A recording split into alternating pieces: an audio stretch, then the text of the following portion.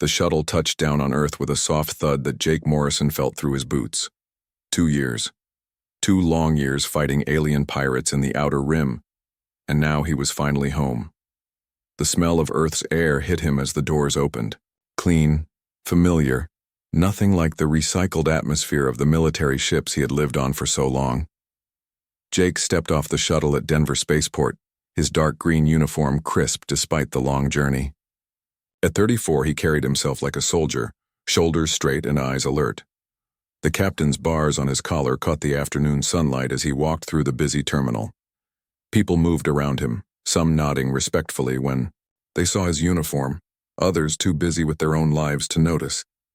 He pulled out his communication device and tried calling home. No answer. That was strange. His wife Kate had promised to pick him up. Maybe she was stuck in traffic. He tried again. Still nothing. A cold feeling started in his stomach. Jake caught a taxi to Willowbrook Heights, the subdivision where he had grown up. His grandfather had built the house there in 2341, back when the area was just farmland.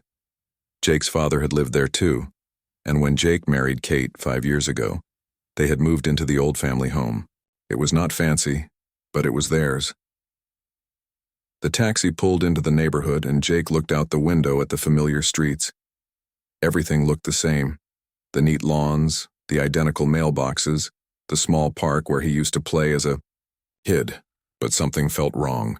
He could not put his finger on it. Here we are, the taxi driver said, stopping at the corner of Maple Street and Oak Drive. Jake paid the fare and stepped out, his military bag slung over his shoulder. He walked the last block to his house, breathing in the smell of grass and flowers. Home. Finally home. But when he turned the corner onto his street, he stopped dead. There were construction trucks parked in his driveway. Workers in hard hats were tearing down the old oak tree in his front yard, the same tree his grandfather had planted 60 years ago. A bulldozer sat on his lawn, engine running. Jake ran toward his house. "Hey, stop. What are you doing?" A construction worker looked up from his tablet. "You can't be here, buddy. This is a construction zone." "This is my house," Jake shouted. "I live here." The worker frowned. "No, you don't. This property belongs to Sunset Development Company. We're tearing down this old place to build luxury condos." Jake stared at the man. The words did not make sense. "That's impossible. This is my house. I've lived here for 5 years. My family has owned this land since 2341.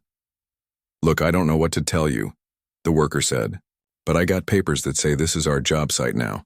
Maybe you got the wrong address." Jake pulled out his wallet and showed the man his license. The address was right there, in black letters.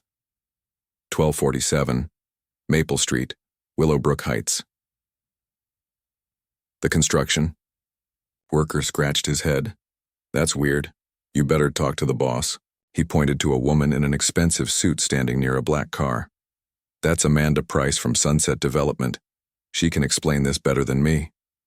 Jake walked over to the woman.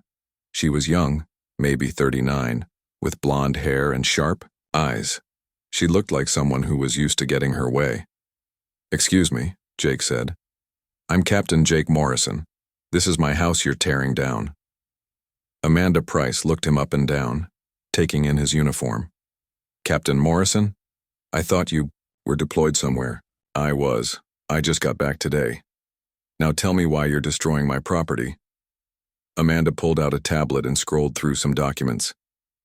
"According to my records, I purchased this property from the Willowbrook Heights Homeowners Association 3 months ago. The sale was completely legal." Jake felt like someone had punched him in the gut. "The HOA sold my house? They can't do that. I own this place." "Actually, they can," Amanda said, showing him the tablet screen.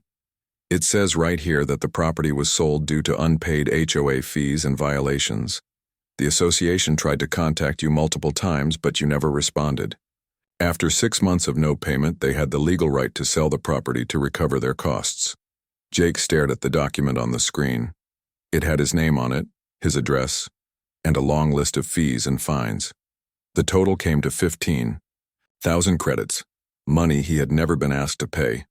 This is crazy, Jake said. I was deployed. I was fighting pirates in the Centauri system. I couldn't respond because my mission was classified, and I never got any notices about fees. Amanda shrugged. That's not my problem. I bought this property fair and square. I paid good money for it, and now I'm going to develop it.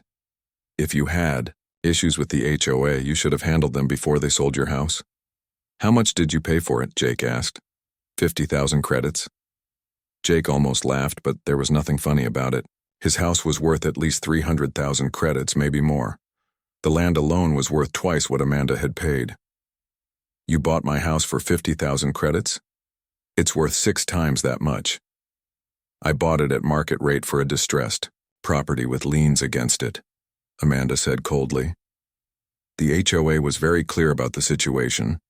They needed to recover their costs, and I provided a quick sale solution. Jake pulled out his communication device and called his wife Kate again.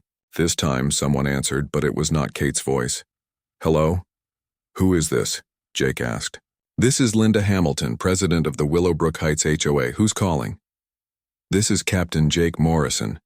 Where's my wife, and why did you sell my house? There was a long pause. Captain Morrison? I thought you were still deployed. Just got back.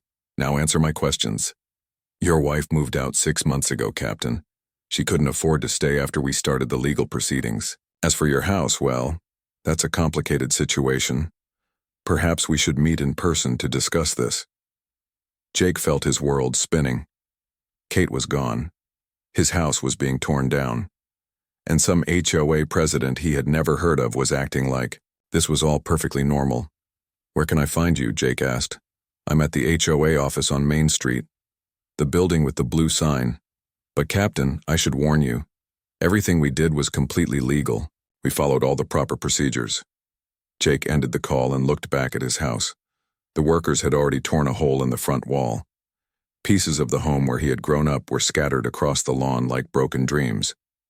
He had spent 2 years fighting to protect human colonies from alien raiders. He had risked his life dozens of times to keep people safe. And while he was gone, the people he was protecting had stolen everything he cared about. Jake picked up his bag and started walking toward Main Street. He was going to get some answers, and someone was going to pay for this. The HOA office sat between a coffee shop and a dry cleaner on Main Street. Jake pushed through the glass door and found himself in a small waiting room with plastic chairs and old magazines. A woman behind the desk looked up when he entered. I'm here to see Linda Hamilton, Jake said. The woman pressed a button on her phone. Linda? Captain Morrison is here to see you. A door opened behind the desk and Linda Hamilton walked out. She was older than Jake expected, maybe 52, with gray hair pulled back tight. She wore a business suit that looked expensive. Her smile seemed fake. Captain Morrison, welcome back from your deployment. I'm so sorry about the confusion with your property. Jake did not sit down when she offered him a chair. There's no confusion. You stole my house. Linda's smile disappeared. That's a very serious accusation, Captain. We followed all legal procedures. Your property had thousands of credits in unpaid fees. We sent multiple notices to your address. When you didn't respond for 6 months, we had no choice but to sell the property to recover our costs. I was deployed on a classified mission. My mail was being held by the military postal service. I never got any notices. We sent them to the address on file, Linda said. If your address changed, you should have notified us. Jake pulled out his military ID. My address never changed. I've lived at 1247 Maple Street for 5 years, the same address that's on all my records. Linda walked over to a filing cabinet and pulled out a thick folder. Let me show you what we sent. She opened the folder and spread papers across her desk. Here are copies of all the notices we mailed to your home. Jake looked at the papers. They were addressed to him, but something was wrong. The notices were dated starting 8 months ago, but they were for violations he had never heard of. Grass too long, fence color violation, unauthorized modifications to exterior, late payment fees, interest charges. I never made any modifications to my house, Jake said, and my grass was fine when I left. According to our inspector, your grass was over the 2-inch limit required by HOA rules. The fence around your backyard was painted the wrong shade of white, and you installed a security camera without permission. Jake stared at her. I never painted my fence. It's been the same color for 20 years, and I never installed a security camera. Linda pointed to a photo in the file. It showed Jake's house, but something looked wrong. The fence was painted a yellowish white instead of the bright white Jake remembered. There was indeed a small camera mounted under the roof that Jake had never seen before. These violations added up quickly, Linda continued. The fines plus interest and legal fees came to 15,000 credits. We tried to contact you for months. Where did you send the notices? Linda showed him an envelope. The address was correct, but Jake noticed something else. This was sent regular mail. You didn't use certified mail or registered delivery. We're not required to use certified mail for HOA notices. Jake felt his anger growing. But you know I'm military. You know I deploy for long periods. Any reasonable person would have tried harder to reach me. We did what the law requires, Linda said coldly. Jake studied the papers more carefully. Something else bothered him. When were these HOA rules changed? I never got a copy of any new rules about grass height or fence colors. Linda shuffled through more papers. The rules were updated 18 months ago at our annual meeting. I wasn't notified of any meeting. All homeowners were notified by mail. Jake was starting to see a pattern. Let me guess, regular mail again? Linda did not answer. Jake pulled out his communication device and called his old neighbor, Bill Watson. Bill had lived next to Jake's family for 30 years. Bill? It's Jake Morrison. I just got back from deployment. Jake, good to hear from you. Son, heard about what happened to your house. It's a damn shame. Bill, do you remember getting any notices about HOA meetings in the last 2 years? HOA meetings. We never had HOA meetings before. This whole association thing is new. Started up right after you deployed. Jake looked at Linda Hamilton. Her face had gone pale. Bill, was my grass really over 2 inches when I left? Bill laughed. Your grass? Hell no. You always kept the nicest lawn on the block, and that fence of yours was painted perfect white. I remember because you helped me paint mine the same color. What about a security camera on my house? There was no camera when you left, but someone installed one about 6 months ago. Figured. It was Kate doing it for security while you were gone. Jake ended the call and stared at Linda. So you formed this HOA after I deployed. You created rules I never agreed to. You installed a camera on my house to create a violation. You painted my fence a different color to create another violation. Then you sent notices to my house knowing I wouldn't get them. And when I couldn't respond, you sold my property for a fraction of its value. Those are serious accusations, Linda said. Do you have proof? I'm going to get proof, and when I do, you're going to prison. Jake walked out of the HOA office and called his commanding officer, Colonel Betty Ross. She answered on the first ring. Colonel, this is Captain Morrison. I need to report a crime against military personnel. What kind of crime, Jake? Jake explained the situation while walking back toward his destroyed house. Colonel Ross listened without interrupting. This is exactly the kind of case the Colonial Defense Authorization Act was designed to handle, she said finally.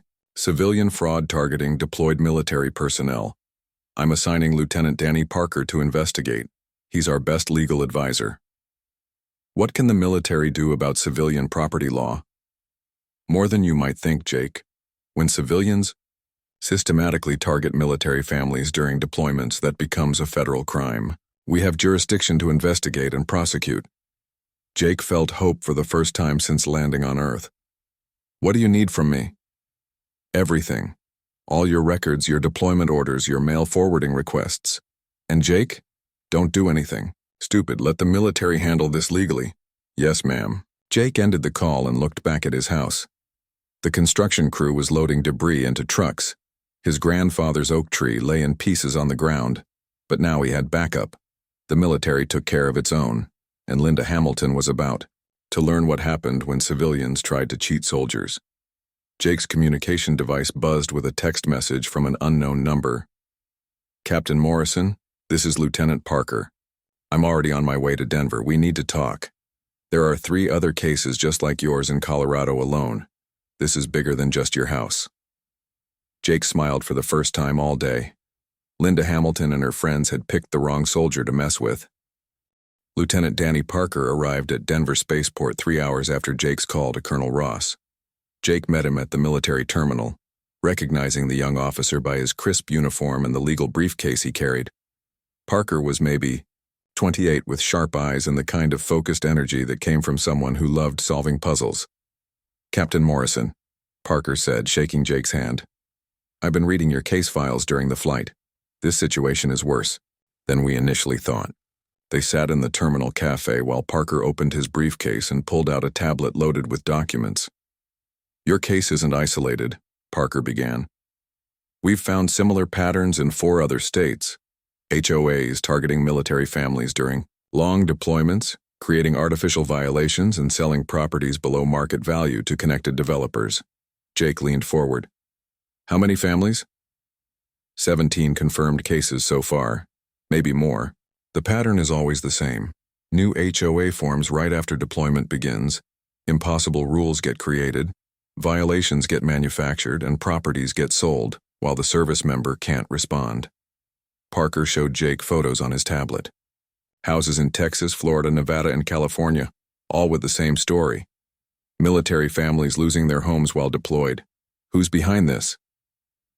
"That's where it gets interesting," Parker said. "The same law firm wrote the HOA documents for all these cases. Brennan, Cooper, and Associates out of Chicago. The same development companies bought the properties in each state, and the same judge approved most of the sales." Jake felt his anger building again. "This is organized crime." "Exactly, and it gets worse. We found communication records between Linda Hamilton and the other HOA presidents. They've been coordinating these attacks on military families." Parker pulled up another document. "Look at this email from Linda Hamilton to someone named Carl Murphy. He's the HOA treasurer.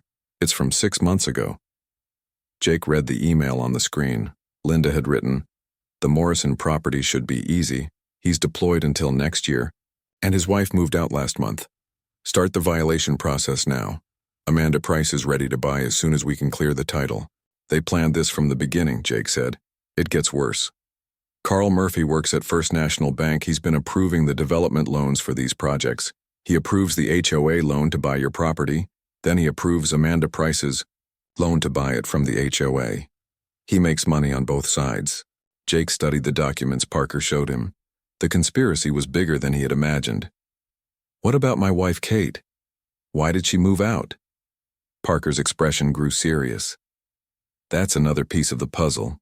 We found evidence that the HOA harassment campaign extended to family members. Linda Hamilton called your wife repeatedly, claiming you owed money and threatening legal action. They made her life miserable until she couldn't afford to stay. Where is Kate now?" "She's living with her sister in Phoenix. We contacted her yesterday. She wants to help with the investigation." Jake felt a mix of relief and sadness. Kate was safe, but their marriage was another casualty of this fraud. Parker closed one file and opened another. "Captain, there's something else you need to know. This case has caught the attention of some very important people." "What do you mean?" "The Galactic Council has been monitoring Earth's treatment of military personnel as part of our membership evaluation. They've been watching cases like yours to see how Earth handles veteran affairs." Jake stared at Parker. The Galactic Council was the alliance of alien species that humanity had joined just 5 years ago. Earth was still on probation, proving that humans could be trusted partners in galactic civilization. Why would aliens care about HOA fraud? Because in most alien cultures, warriors are the most respected members of society. The idea that Earth civilians would steal from deployed soldiers while they're fighting to protect human colonies is shocking to them. Parker showed Jake another document. "This is a report from Ambassador Zeth Ka, the reptilian representative to the Council. He's been following your case personally." Jake read the alien's words on the screen. "Human military honor appears strong among warriors but weak among civilian population. If Earth cannot protect those who serve, How can Earth be trusted to honor galactic treaties? So this isn't just about my house anymore? No, Captain. This is about humanity's reputation in the galaxy. If we can't solve this problem, it could affect all of Earth's relationships with alien species. Jake felt the weight of responsibility settling on his shoulders. What happens if we fail? Worst case? Earth loses full membership in the Galactic Council. We could be restricted from expanding to new star systems. Our trade agreements could be limited. Basically, humanity could be stuck in our current territory for decades. Parker put away his tablet and looked directly at Jake. But there's good news too. The military legal system has been authorized to take over this case completely. We're invoking the Colonial Defense Authorization Act. This gives us jurisdiction over any civilian crime that systematically targets deployed military personnel. Which means what exactly? It means we can investigate, prosecute, and punish everyone involved. Linda Hamilton, Carl Murphy, Amanda Price, Judge Cooper, the lawyers in Chicago, everyone. And we can do it under military law, which is much stricter than civilian courts. Jake felt hope growing in his chest. When do we start? We already have. While we've been talking, Sergeant Lisa Chen has been executing search warrants on the HOA office, Carl Murphy's bank, and Amanda Price's development company. Military police are seizing all their records right now. Parker's communication device buzzed. He read the message and smiled. Perfect timing. Sergeant Chen just found a safe in Linda Hamilton's office with over 300,000 credits, in cash and documents showing payoffs to local officials. What about my property? That's the best part, Captain. Under the Colonial Defense Authorization Act, we can void any property sales that were made through fraud against military personnel. Your house sale is canceled. Amanda Price has to stop construction immediately. Jake stood up, energy flowing through him for the first time since he'd returned to Earth. So we fight back. We fight back, Parker agreed. And we have some very interested alien observers who want to see how human military justice works. As they walked out of the airport, Jake's communication device rang. The caller ID showed a number he didn't recognize, but when he answered, the voice was unlike anything he'd ever heard. Deep and rough, like gravel scraping against metal. Captain Morrison, this is Ambassador Zeth Ka of the Galactic Council. I believe we need to talk. Jake had never met an alien before. Ambassador Zeth Ka stood 8 feet tall in the conference room at Peterson Space Force Base, his green-scaled skin catching the overhead lights. His yellow eyes studied Jake with an intelligence that felt ancient and sharp. When he spoke, his voice rumbled like distant thunder. Captain Morrison, your species fascinates me. You travel across the galaxy to fight enemies you have never seen, protecting colonies you may never visit. Yet your own people steal from you while you serve. Jake sat across from the alien ambassador, with Lieutenant Parker on his left and Colonel Ross on his right. General Nathan Stone, commander of the Terran Defense Force, sat at the head of the table. Ambassador, we're handling this situation through our military justice system, General Stone said. The criminals will be punished. Zeth Ka's head tilted, slightly. General, in my culture, warriors are sacred. To harm a warrior's family while he fights is the greatest crime possible. The punishment would be death. Our laws are different, Colonel Ross said. But justice will be served. The alien ambassador activated a holographic display that filled the center of the table. Images appeared showing the investigation results, bank records, emails, property documents, and photos of the seized evidence. Lieutenant Parker's investigation has been thorough, Zeth Ka said. 17 military families targeted across 5 states. Over 2 million credits stolen through fraudulent property sales. Local judges, bank officials, lawyers, and developers, all working together. Jake looked at the evidence floating in the air above the table. How many people are involved? Parker consulted his tablet. 43 individuals so far. Linda Hamilton and Carl Murphy were just the local operators. The real masterminds are Richard Brennan from the Chicago law firm and Judge Frank Cooper, who approved most of the fraudulent sales. General Stone leaned forward. What's the current status of our arrests? We've detained Linda Hamilton, Carl Murphy, and Amanda Price under military authority, Parker reported. Judge Cooper is fighting extradition, claiming civilian courts have jurisdiction. Richard Brennan has hired expensive lawyers and is claiming his firm did nothing illegal. Zethka made a sound that might have been laughter, but it sounded more like a growl. They believe human civilian law will protect them from military justice. That's the problem, Colonel Ross said. Some civilian officials are claiming we've overstepped our authority. They say the Colonial Defense Authorization Act doesn't apply to local property disputes. The alien ambassador's eyes narrowed. Show me this act. General Stone activated another display showing the legal text. Zethka read silently for several minutes, his scaled fingers tapping against the table. This law is clear, he said finally. Systematic fraud against deployed military personnel falls under military jurisdiction. Your civilian officials who resist this are themselves criminals. Jake spoke up. Ambassador, what happens if we can't get justice through our system? Zethka turned those ancient yellow eyes toward Jake. Captain, the Galactic Council sent me here to observe how Earth treats its warriors. If your planet cannot protect those who serve, we must question whether humans are worthy of galactic citizenship. The weight of those words settled over the room like a heavy blanket. What would that mean for humanity? General Stone asked. Restricted expansion rights, limited trade partnerships, no access to advanced galactic technologies. Your species would remain isolated to your current star, systems for perhaps 50 years. Colonel Ross straightened in her chair. Ambassador, we need more than civilian cooperation. We need direct military action. Explain. Lieutenant Parker pulled up a map showing Willowbrook Heights and the surrounding area. We propose declaring the entire subdivision under federal military jurisdiction. The systematic targeting of military families makes this a matter of national defense. Jake stared at the map. You want to seize the whole neighborhood? Not just the neighborhood, General Stone said. The bank where Carl Murphy works, the development company offices, Judge Cooper's courthouse, everyone and everything connected to this conspiracy. Zethka studied the map with interest. In my culture, this would be called a war response. You would treat civilian criminals as enemy combatants. They declared war on military families, Colonel Ross said firmly. We're just responding appropriately. The alien ambassador made another growling sound. This pleases me. Warriors protecting warriors. This is how honorable species behave. Parker activated his communication device. Sergeant Chen, what's the status on our evidence collection? Lisa Chen's voice came through clearly. Lieutenant, we found the smoking gun, hidden files in Carl Murphy's personal safe show payments to Judge Cooper for each fraudulent property sale.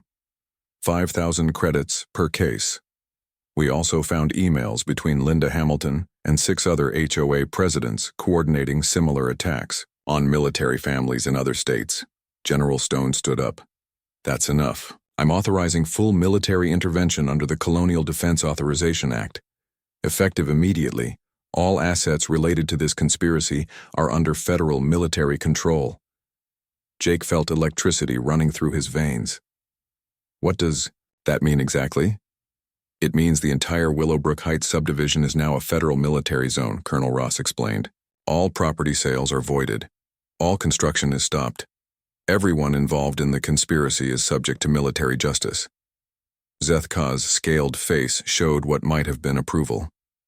You will treat this as warfare against your military? Exactly, General Stone said. And we fight to win. The alien ambassador stood to his full 8-foot height. Captain Morrison, your people have impressed me today. I will report to the Galactic Council that Earth's military protects its own with honor. Jake stood as well. What happens to everyone who stole from military families? Military tribunal, General Stone said. Full prosecution under wartime military law. For systematic attacks on deployed personnel during a time of interstellar conflict, the penalties are severe. Parker looked up from his tablet. Sir, we're getting reports that other alien species representatives want to observe our military tribunal. This case has attracted attention throughout the Galactic Council. Zethka nodded approvingly. Good. Let the galaxy see how humans protect their warriors. This will strengthen Earth's position in the Council significantly. As the meeting ended, Jake looked out the window toward Denver, where his neighborhood was about to become the center of an interstellar demonstration of military justice. The people who had stolen his home while he fought for humanity were about to learn what happened when you declared war on Earth's military, and the entire galaxy would be watching. The military tribunal convened in the largest courtroom at Peterson Space Force Base. Jake had never seen anything like it. The gallery was filled with alien observers from across the galaxy, reptilian beings like Zeth-Ka, tall blue-skinned, humanoids, energy creatures that glowed with their own light, and species Jake could not even identify. They had come to watch human military justice in action. General Nathan Stone served as the presiding judge, flanked by 2 other senior officers. The defendants sat at tables across from the military prosecutors.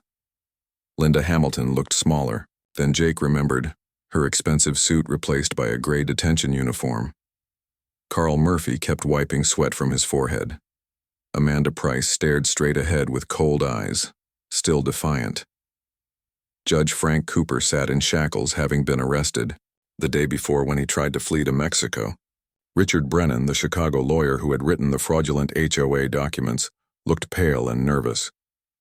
Lieutenant Parker stood to address the tribunal. General Stone, the evidence will show that these defendants engaged in systematic warfare against deployed military personnel and their families. They targeted our warriors when they could not defend themselves, stealing their homes and destroying their lives for profit. Jake testified first, explaining how he had returned from fighting alien pirates to find his family home being demolished. He described the fraudulent violations, the impossible rules created while he was deployed, and the artificially low sale price that enriched the conspirators. Captain Morrison, General Stone asked, in your opinion, did these actions harm military readiness and morale? Yes, sir. When soldiers know their families and property are not protected while they serve, it affects their ability to focus on their missions. This conspiracy attacked the foundation of military service, the promise that those who serve will be protected. Other military families testified about similar attacks. Sergeant Maria Santos had lost her family farm in Texas. Major Robert Clark's townhouse in Florida had been sold while he was fighting on the Outer Rim colonies. The pattern was always the same: artificial violations, impossible rules, and fraudulent sales. The alien observers took detailed notes on everything. Zeth-Ka occasionally whispered to the other species representatives, translating the proceedings for those who did not speak English. When Linda Hamilton was called to testify, she tried to claim ignorance. I was just following legal procedures. The lawyers told me everything was legitimate. Lieutenant Parker displayed her emails on the courtroom screens. Mrs. Hamilton, did you write this message to Carl Murphy saying, the Morrison property should be easy? He's deployed until next year and his wife moved out. Start the violation process now. Linda's face went red. I don't remember writing that. The electronic signature shows it came from your personal device at your home address. Were you or were you not targeting Captain Morrison specifically because he was deployed and unable to respond? I was just trying to collect legitimate fees. Parker showed more evidence. These bank records show you received 50,000 credits after each fraudulent property sale. Was collecting fees really your motivation? Linda Hamilton could not answer. Carl Murphy testified next, and his story fell apart even faster. The HOA bank records showed clear evidence of money laundering and kickbacks. He had approved loans on both sides of every transaction, making money while military families lost their homes. Mr. Murphy, General Stone asked, do you understand that your actions constitute economic warfare against deployed military personnel? It was just business, Murphy said weakly. Stealing from soldiers while they fight for your protection is just business? Murphy had no answer. Amanda Price remained defiant during her testimony. I bought those properties legally. If there were problems with the sales, that's not my responsibility. Parker showed the tribunal evidence of Price's communications with the other conspirators. Ms. Price, you coordinated with HOA presidents in 5 states to target military families specifically. You knew these were fraudulent sales. I provided a service. These HOAs needed quick sales to recover costs, at prices far below market value with no effort to contact the property owners who were deployed serving their country. The legal system worked exactly as designed. General Stone leaned forward. Ms. Price, you seem to believe that exploiting legal technicalities to steal from deployed soldiers is acceptable behavior. I followed the law. Military law disagrees. The most dramatic testimony came from Judge Frank Cooper. The evidence against him was overwhelming. Bank records showing payments for each fraudulent approval, encrypted communications with the conspiracy leaders, and testimony from court clerks who had witnessed him fast-tracking cases without proper review. Your Honor, Cooper said to General Stone, I was elected by the people. Civilian courts have jurisdiction over property law. You were elected to serve justice, not to sell it, General Stone replied. When you systematically approved fraudulent property seizures from deployed military personnel, you became an enemy combatant. The alien observers murmured among themselves as Cooper's crimes were detailed. Jake could see them taking more notes, studying how human military justice handled corruption. After 3 days of testimony, General Stone called for closing arguments. Lieutenant E. Parker addressed the tribunal and the alien observers. These defendants did not commit simple crimes. They waged war against our military families while our soldiers fought to protect human colonies across the galaxy. They targeted our warriors when they were most vulnerable, stealing their homes and destroying their lives for profit. Parker looked directly at the alien gallery.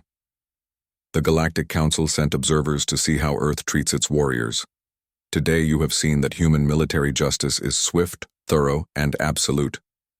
We protect those who serve, and we punish those who prey upon them. General Stone retired to consider the verdicts. When the tribunal reconvened 2 hours later, the courtroom was packed with aliens, military personnel, and media representatives from across human space.